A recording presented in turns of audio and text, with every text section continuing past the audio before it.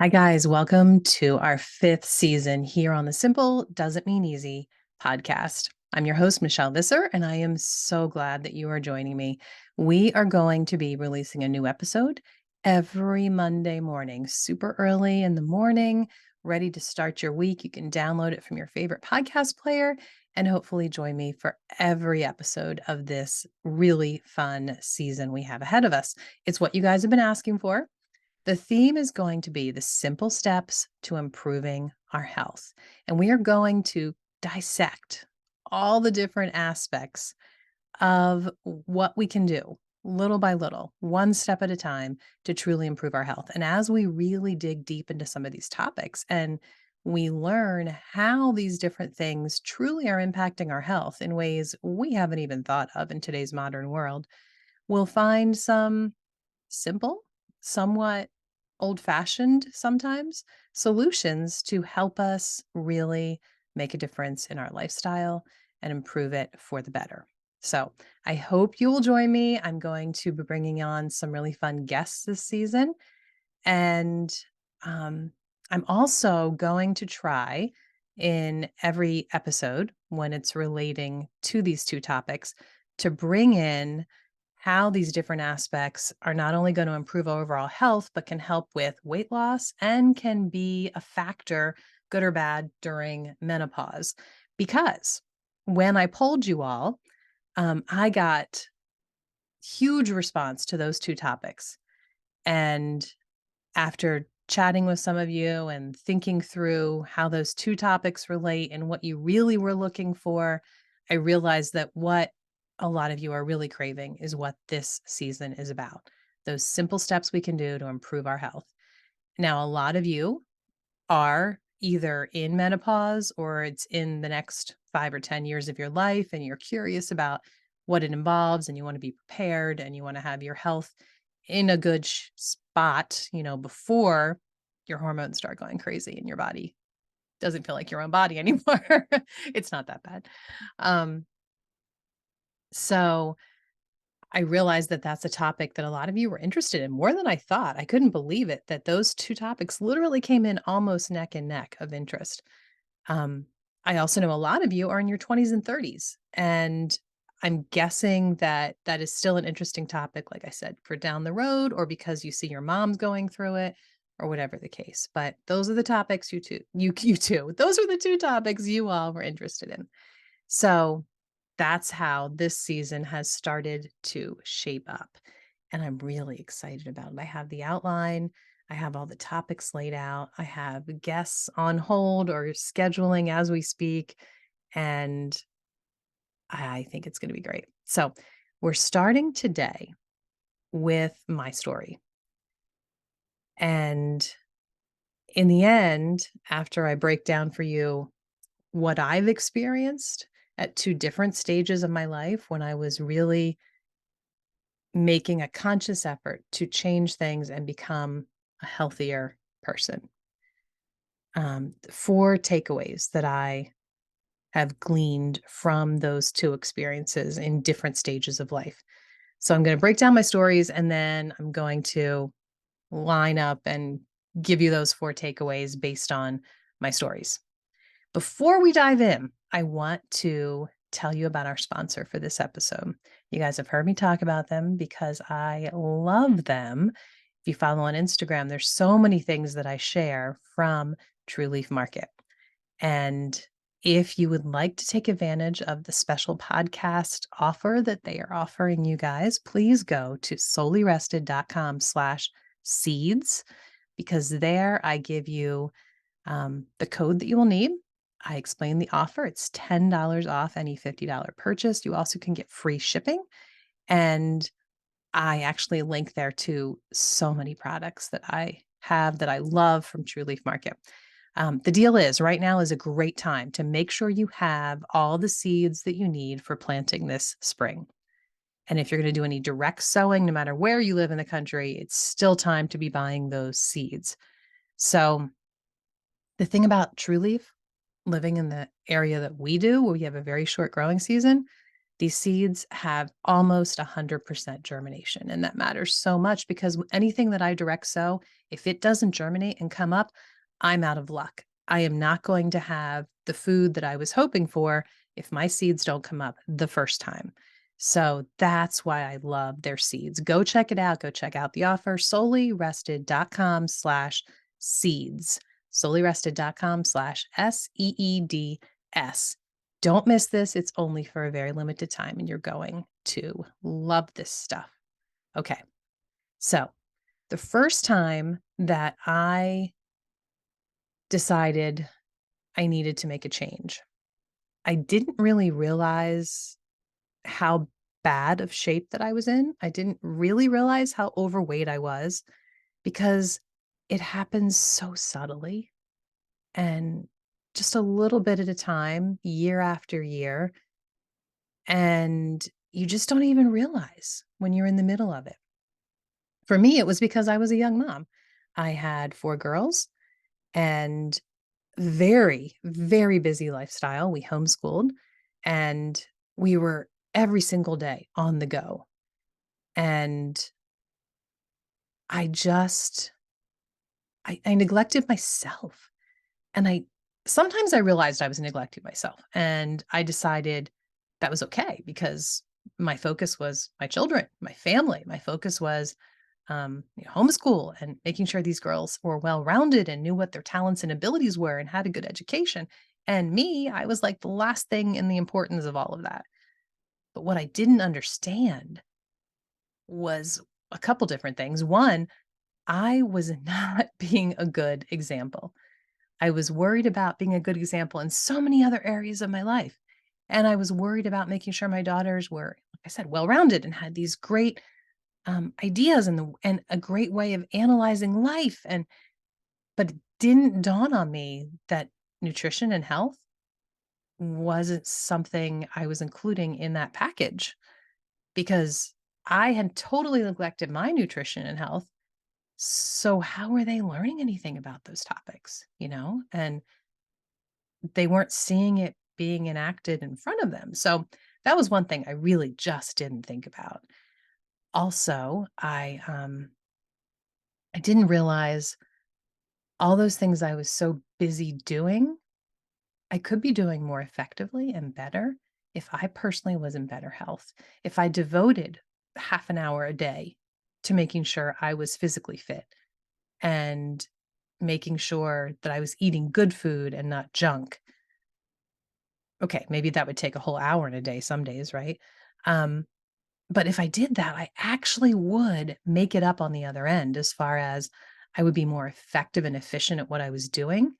And I would just feel so much better about myself that I'd have a different outlook on all those other really great things that I was busy doing. And I'd have more energy, so much more energy. I didn't realize that. So I really did think by neglecting myself, even though I didn't sit around thinking it like I didn't think about that at all. That's not how I thought about it. But I didn't ever realize that by neglecting myself, I was neglecting everybody else too. Like I thought I was putting everybody else first and myself last, but really all of us were just losing out because mom didn't have the energy and enthusiasm for life that she could have had if she just felt better overall. So I still remember to this day the moment that everything turned around and I decided to make my health a priority. I'm actually slightly embarrassed still to this day. And this was maybe 14-ish years ago. I remember the night I was doing my Bible study. The girls were all in bed. It was late at night. That's when I tended to get things done. I stayed up very late to get things done. And I sat down with my book, my Bible, and a bag of Chips Ahoy cookies, an entire bag. And I'm pretty sure I ate about half of the bag. But stress eating was a very big factor of my life.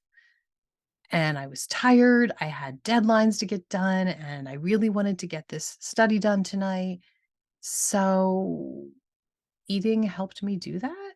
And eating sugary junk helped me do it. At least I thought it did. I actually learned this trick I shouldn't say learned. I developed this really bad habit, is what I should say, in college because I was away at school. I was in my dorm room. I was stressed over the chemistry exam the next day. That gave me the most stress of all. And I realized if I eat a bunch of sugary stuff, I can focus and I can really get a lot of studying done. Silly me, what I didn't realize is that, yeah, Michelle, but 20 minutes later you crash and you can't focus at all, and you have to eat more sugary junk. The worst food decision I ever made was one night studying for a final. I ate I don't even know how much fudge. I mean, it might have been a pound of fudge. It was a lot of fudge my mother-in-law made and sent for me. Um, and do you guys remember that soda Jolt? Does it still exist? Was it just a regional thing? I don't know. In Lancaster County, PA, there was this thing called Jolt soda. And oh my goodness, huge amounts of sugar and caffeine. I drank I don't know how many of those and ate I don't know how much fudge. Oh, and some M&Ms. I added in some M&Ms because why not? I have no idea to this day how I did on that exam, probably poorly. But I remember for a very long time, I could not eat M&Ms, and I've never touched Jolt since. So, anyway, I picked up some bad habits back in college, let's just leave it at that. And I had learned to stress eat even more as a busy mom, and I remember sitting down that night, and Bill was actually downstairs at the time. I heard the TV on, and I was thinking about, "Oh, I have to get his lunch ready for tomorrow too." And I was a little stressed about that because he had started eating healthier, and he had certain requests for his lunch, and that always took me a little longer to put it together. So I was kinda thinking, "Okay, I gotta make sure I get that done." And then I was thinking about the next day's schedule, and he was gonna go to the gym with his friend, and I'm telling you these 2 things because that was the beginning in my mind of thinking about getting healthier is that Bill was doing it. And it in the back of my mind was something I had been thinking about. Well, if he's doing it, should I be paying attention more to what I'm eating? Should I be thinking about exercise more? Um, and then, so all that's in the back of my mind, right? And all these wheels are turning at the same time. This is what I opened up to and what I read in my devotion that night. It's from Romans 6:12 to 14. Therefore, do not let sin reign in your mortal body so that you obey its evil desires. Do not offer any part of yourself to sin as an instrument of wickedness, but rather offer yourselves to God as those who have been brought from death to life, and offer every part of yourself to Him as an instrument of righteousness. For sin shall no longer be your master, because you are not under law, but under grace.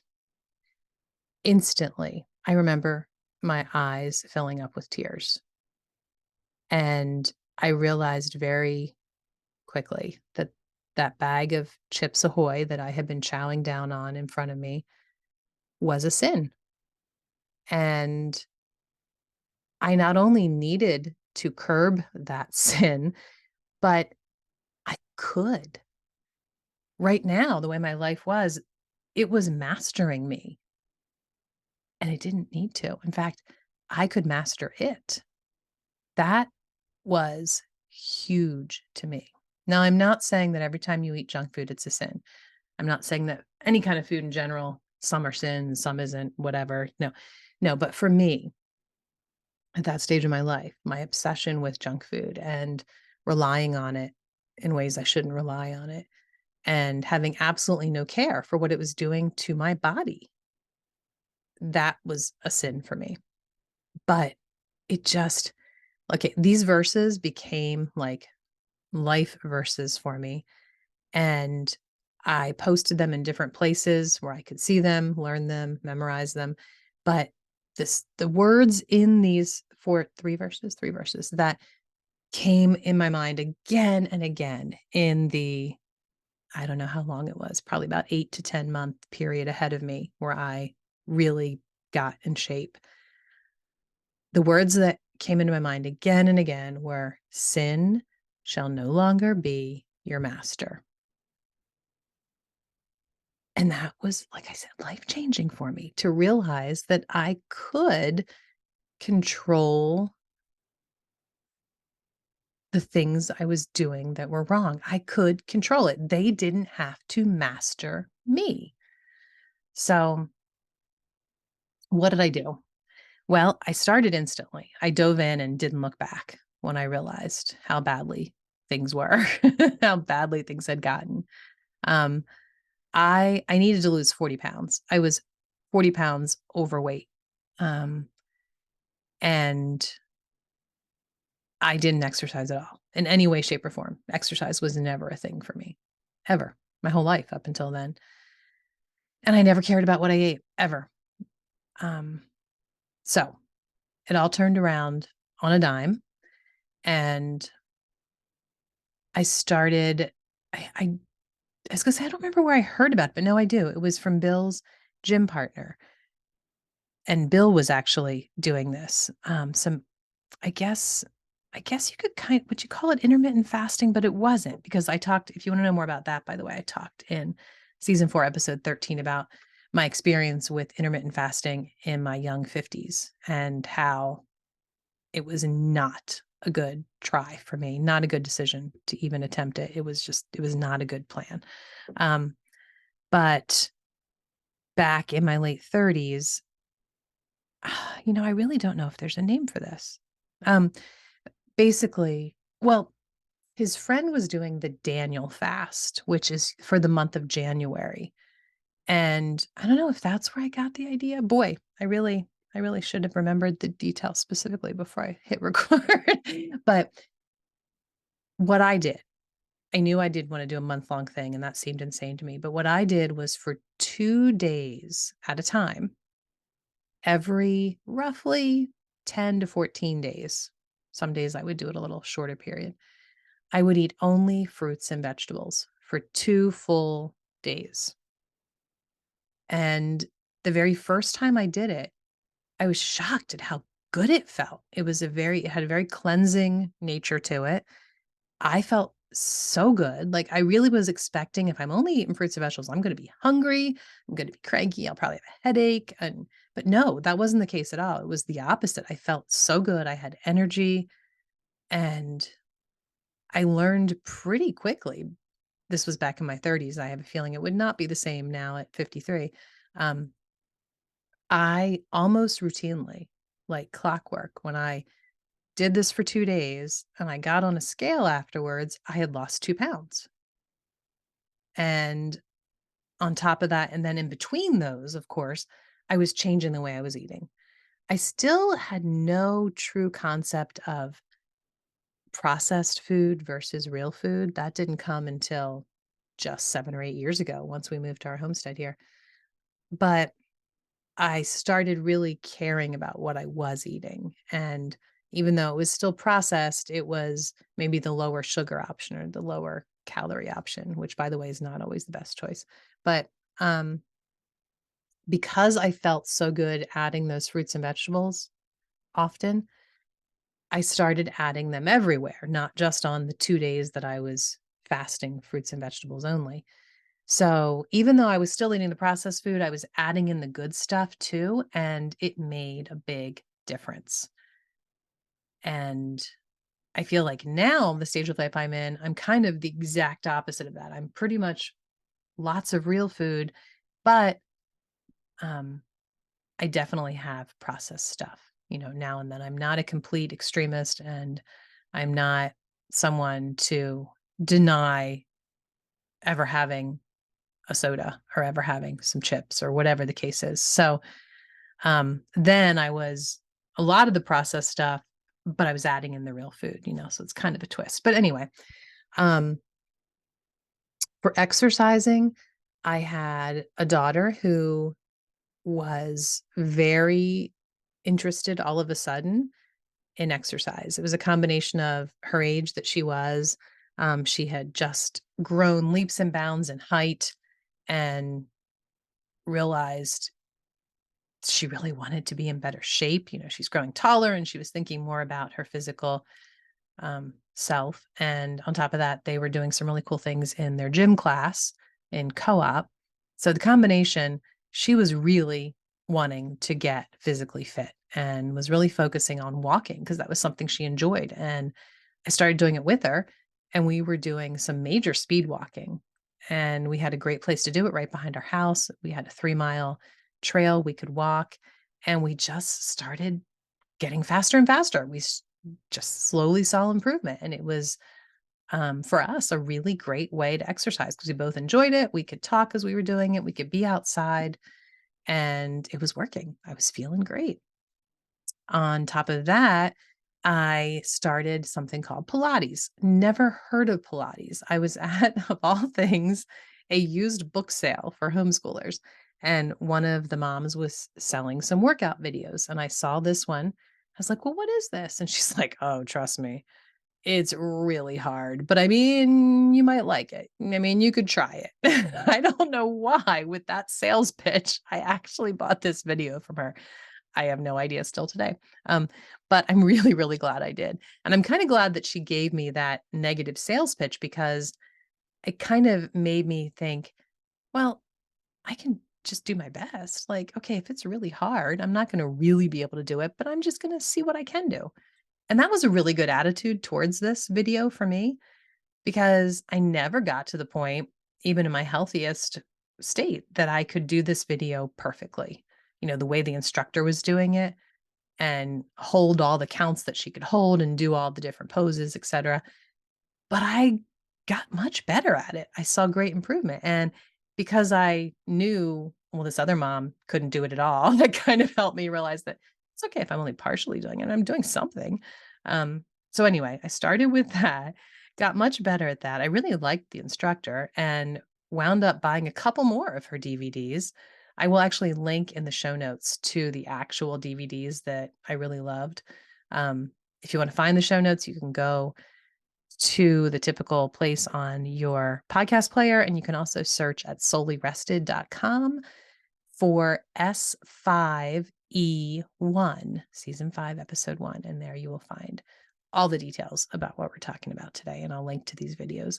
But on top of that, I should explain that it was really important to me with our very busy days, and I was getting up really early to start school with my high school daughters so that we could get in some topics that were really heavy. Um, and I didn't want to neglect before the other girls even got up. So anyway, I had really early mornings. I was doing a lot, and I knew I needed to make exercise super easy if I was going to be doing this. So, in addition to the aerobic with the one daughter, in addition to these Pilates videos that I liked, I found a couple other videos. Buns of Steel, made back in probably 1979. Maybe it was like 1983. I don't know. Um, it's hilarious if you are looking for some retro exercise videos. But to this day, of all the different exercises that I still do today, when I go back to that video and I do it, it is good. It is good at targeting your inner and outer thighs and your glutes, and it's good for a laugh too. So, but I needed to squeeze these into small chunks of time. So here's what I told myself: 10 to 20 minutes a day, no more. That was enough. 5 days a week. And it worked. I was able to stick to that, and I was able to get these videos I liked and take a 10-minute chunk or at the most a 20-minute chunk, and that was all that I would do. It was okay that I wasn't doing the whole hour-long video, I was doing a chunk, and this was my set amount that I was doing each day. For Buns of Steel, for instance, the first half I've never done ever. It's awful. But the second half is the focus on, like I said, the inner and outer thighs and the glutes. And you can actually divide that into almost exactly 20-minute chunks. If you take the last half, one's like 15 and one's like 20. And that's what I would do, just the portion that I had time to do. And that kept me coming back every day. So, um, doing those things, I started in the spring. By the end of the summer, so I guess early to mid September, I was seeing huge improvements, and I was at that point having a lot of people saying, "Michelle, you're losing weight. Michelle, you look like you're really getting fit." By Christmas, we had friends over from high school, like a little high school reunion, um, and it was the first time I had allowed myself to eat sweets. So that was the other thing I did. I completely cut out sweets. I just cold turkey, just no more because that I knew sitting there with my bag of Chips Ahoy cookies, I knew that like that was my nemesis and I needed to just stop that. That it worked for me then. I wouldn't do that now, I don't think, because I think just totally cutting it out would make me crave it more, but then it worked. So I remember when we had the friends over that night, that was my first bite of chocolate and my first cookie I had had since the spring. And I realized, wow, I can thoroughly enjoy this cookie like so much and be satisfied with one cookie. Like I enjoyed it so much more and I felt deeply satisfied with one cookie. So that was a pretty neat revelation. And also that at that point, I had met my goal. I had lost 42 pounds, I believe it was. And that it was fantastic. And I kept that weight off for at least 10 years. And then just like the first time, pretty much, weight started creeping back on. But if it was for whole different reasons. The first time I just totally neglected myself and I was really busy with a young family. The second time, I was in a whole different stage of life. And mainly, honestly, the reason that I stopped caring about my health was stress and grief. I very suddenly, in the course of just a month, lost both of my parents. My mom died of cancer, and I knew in April of that year she was diagnosed with cancer, but by end of November, she was gone. And it was I mean, anytime I think that a loved one is fighting a terminal disease, it's very stressful, but, um the added stress for me of me living over 400 miles away and going to her bedside in the hospital when suddenly she had to be hospitalized. And I mean, I literally packed a bag and left. Like I just left behind, didn't even look at my calendar or schedule or what needed to be done. I just picked up and left. And that was for 3 weeks that I spent by her hospital bed. And that was the beginning of me completely just neglecting myself for obvious reasons, and that's okay. Um, Needed to be done. And then the added stress of deciding what was best for my father and moving him 400 miles away from the only home he had had since he was newly married, moving him to New Hampshire. And then very suddenly, he passed away um, on New Year's Day. So, in addition to that, I have talked a little bit about my daughter who had um, a lot of, she, for many years, was dealing with a lot of pain. And then she had a spinal fusion surgery that was very successful, but led to a neurological syndrome that she is still dealing with the repercussions of today. But um, that was that following summer. And all of those things were just grief upon grief, and I didn't allow myself to deal with the grief, to face the grief, to embrace the grief, I guess.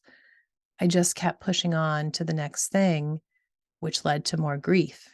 Um, and the the way that that stress built up, I th I think it's actually still impacting me, um, many years later. And it meant that I completely stopped caring about what food I was putting in my mouth or what activity I was doing, physically. I just didn't care about any of that. And gradually, I didn't realize it was happening. I started just gaining more weight.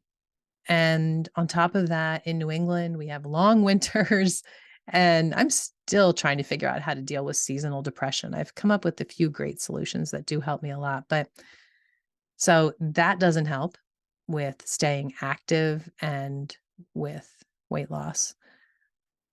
There are a lot of great outdoor winter sports to do here in New England, but I have not been really great at taking on winter sports. So all of those things combined led to me realizing at 52 that I had gained back 20 of those 40 pounds I had lost. And I did things a lot differently this time to lose weight. And I talked about this some in season 4, episode 13. So I won't go into great detail, but I will explain that. And the other thing, when Jordan, my daughter, was coming out of her spinal fusion surgery, I there are certain moments that you just remember vividly. I remember so vividly. I had to go in the snowstorm, huge snowstorm, to go get something for her and bring it back before she came out of surgery, some of her bag and some stuff. And I was caught in the snow. I was so stressed over, is she out? Is she not? Is she wondering where I am? And the shuttle it stopped running because of the snow, because we were staying in the family, what do you call it? A family house, like a hotel kind of thing for families of kids having surgery, close to the hospital. And there was a shuttle that went back and forth, but the shuttle stopped running because of the snow. So I have her big, heavy bag. The snow was really piling up high, and I'm trudging through it, trying to get back to the hospital. I finally get there. I figure out, what recovery room she's in. And I remember the nurse escorting me back. And all of a sudden, I'm looking around and I'm thinking, why don't they open a window? Why is it so hot in here? It's unbearably hot in this room. All these patients in their beds and they have their blankets pulled up. Why is everybody not so hot? I couldn't figure out what was going on. And I didn't understand it until the next day, honestly, because it happened another time to me and I finally started putting the pieces together. But the nurse was like, "You don't look okay. Do you need to sit down?" And she gave me a seat and she got me some water. And I was having a hot flash. I had no idea what was going on. And this was way too young, too early for me to be having a hot flash. Um, I realize now it was all the stress of my parents dying, my mom, helping her and her battling cancer, and then losing my dad suddenly, and some other personal things going on. And then my daughter needing to have spinal fusion surgery. And the stress brought on early menopause. And like I said, I realized it the next day after I had another hot spell, and I'm thinking, what's going on? Why are the people in this room not tearing off their clothing? Like, why is everybody not really, really hot? So the this menopause coming on so early also really screwed with my health. And I didn't even like start researching it or anything. I just didn't even cross my mind that, oh, this is going to impact me health wise. And maybe I should think about my nutrition more. I didn't even think about it. So but menopause causes high levels of cortisol, which causes your body to retain your fat and not use your calories well. And it's just a natural byproduct of menopause to gain weight if you're not careful about what you're eating and how you're exercising. So, okay. This time around, I tried a couple different times in the course of about at least 2 years time period to lose weight. And I failed horribly. One of them I really explained well in that last episode of season 4. Um, and it just wasn't working at all. And I didn't understand what was happening and what was going on. Why could I not get these pounds off? Why could I not be in better shape? What was happening? So when I finally was successful, it was because I realized I needed to cut calories. It's just a fact. If you want weight to come off, you have to cut calories. But I couldn't cut them so drastically that my body was just retaining fat and my body was going into stress mode, right? I had to cut them well, wisely, and I had to make sure I was eating plenty of really good calories and good nutrition. And I also needed to be exercising daily, and I took that very seriously. And once winter set in, I got really worried about that because my exercise was always outside all spring and summer and fall.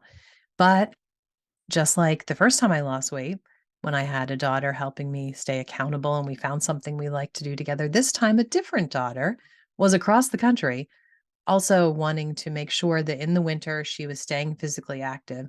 And her and I both together started connecting via just a video chat and an app of workout videos and doing workouts together.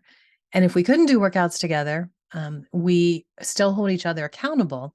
Not that we're like pestering each other or bugging each other, but we try to always tell each other, oh, today I did this video, or today I did this, or I walked this far. And we just try to, and if one doesn't tell the other, we'll ask each other, so what'd you do today for a workout? But we try to connect at least 2, 3, maybe 4 times a week and do a workout together.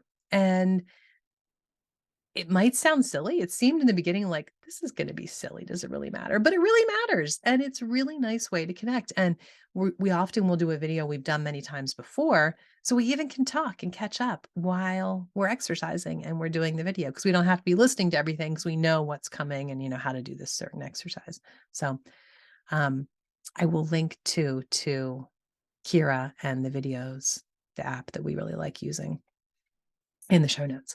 So this time, the first time I lost weight in my late 30s, I didn't have any set goal. Any as far as that's not true. I did have a set weight goal, but I didn't have a set end date.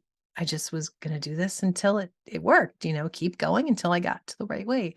But what I did do back then was every 10 pounds gave myself some sort of a award. And I would decide at the beginning of that 10-pound loss, okay, in 10 pounds, this is what I'm gonna give myself. This is what I'm gonna treat myself to. One time it was a pottery mug because I love pottery, and I was drinking so much more hot tea because it's so good for you, and I was drinking it for the medicinal value, and it was what I would have at night instead of a dessert. I would have a wonderful tea. So I wanted a really special mug.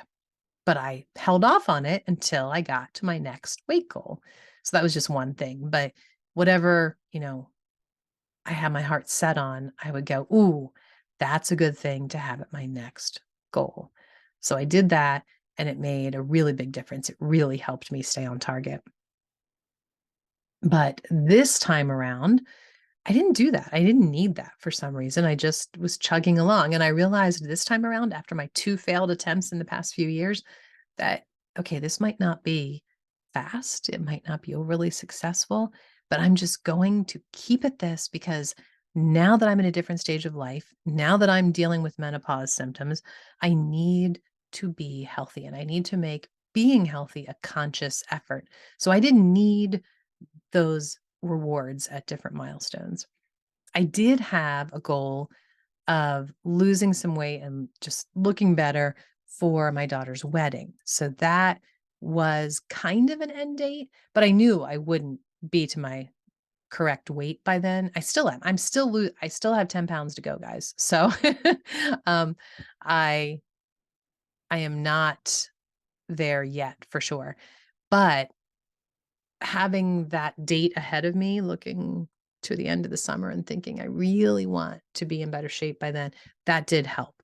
If that was my end all be all, that would have been a problem for me because it wouldn't have been a lifestyle change. It would have been, I'm going to lose 20 pounds by this date for this wedding.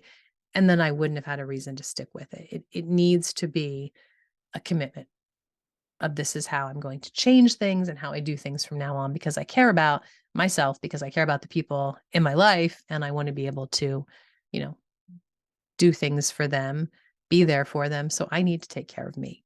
So All right, so that's my story. That's how things happened at 2 different stages, 30s and 50s. Lots of young kids, empty nest, 2 different things. And it looked very different for me. Um, the 4 takeaways that I have for you as I sat down and thought about these 2 different times in my life. First of all, do what works for you in the stage of life that you're in right now. It's gonna look different for you depending on so many different factors. The ways that I've told you worked for me might not work for you, but, um, respect the stage of life that you're in. And, if you have young children, if you're homeschooling them, if you're working long hours at your career, whatever it is, like, don't make yourself, "Well, I have to exercise an hour every day." If that's not a possibility for you. Like, if that's a possibility and you can do that, fantastic, go for it. But if it's not a possibility, do what you can do. So, do what works in your current stage of life. Um, and then second of all, be accountable in some way. If it's not a daughter like I was blessed with each time that you can be accountable with or accountable to, keep a journal. Have a friend who you just tell them, "Look, this is what I'm doing.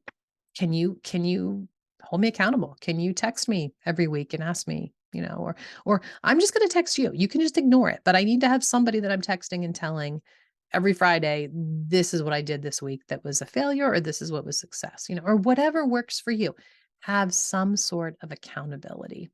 Ideally, it's fantastic if you have a spouse who wants to take this seriously at the same time that you do, because that helps so much. Of course, it was a big blessing for me that first time around that Bill was already on the bandwagon before I even jumped on. Third, it really helped for me. And I didn't tell you this second time around, I had another verse, a different verse that was very helpful to me that I posted up on the fridge like I did the Romans 6:12 through 14 the first time around. The second time I had a different verse, a much shorter one actually. But my third takeaway is to have some sort of a quote, if it's not a Bible verse, or a mantra, something that really means a lot to you that is going to help you in those really hard times. And for me, it's good to put that mantra on your fridge and on your pantry door, because when you're weak and you just really want to eat something at 1 a.m., by the way, you shouldn't be up at 1 a.m. I'm not admitting that I am, but I am sometimes. um, and you just want to, have a bunch of junk, or fill a bowl with the 2 days servings worth of cereal because daggone it, you just really are craving sugar or whatever it is. To have this mantra right there, staring at you as you go to open the fridge. For me, it made all the difference. And this second time around, my verse was Isaiah 63:5.